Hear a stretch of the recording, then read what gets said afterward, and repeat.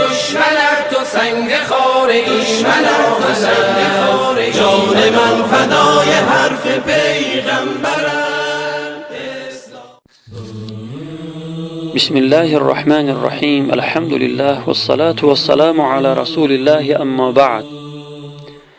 از ابو هریره رضی الله عنه روایت است که پیامبر خدا صلی الله علیه و سلم فرمودند از گمان بد اجتناب کنید، یعنی به کسی گمان بد نکنید، زیرا گمان بد بدترین نوع دروغ است. حدیث متفق علیه. بله برادران و خواهران عزیز، گمان بد گناه بزرگ است که خداوند هم آن را مذمت کرده بندگانش را از آن منع کرده است. خداوند در آیه 12 سوره حجرات می فرماید: استعیذ بالله یا ایها الذین آمنوا اجتنبوا کثیرا من الظن ان بعض الظن اثم. یعنی ای کسانی که ایمان آورده اید از بسیاری از گمانهای بد بپرهیزید، بیشک بعضی از گمانها گناه است. صدق الله العظیم.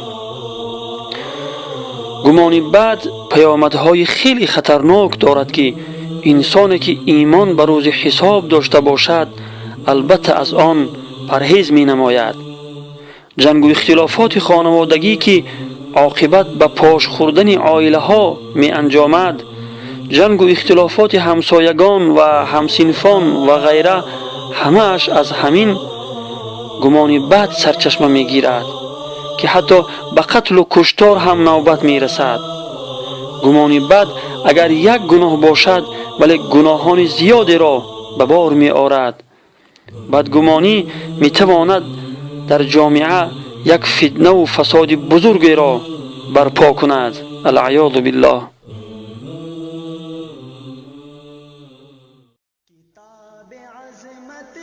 हर सफ़े पर खुदा ने उनका है नाम लिखा, खुदा ने उनका है नाम लिखा। कहीं कहीं पे दुरूद लिखा, कहीं कहीं पे सलाम लिखा, कहीं कहीं पे सलाम लिखा, कहीं कहीं पे दुरूद लिखा, कहीं कहीं पे सलाम लिखा, कहीं कहीं पे सलाम लिखा। जहाँ जहाँ पे हुजूर पहुँचे वहीं पे कुरान आ रहा है। जहाँ जहाँ पे हुजूर पहुँचे वहीं पे कुरान आ रहा है, वहीं पे कुरान आ रहा है। मैं देखता हूँ उन्हीं की खातिर खुदा ने अपना कलाम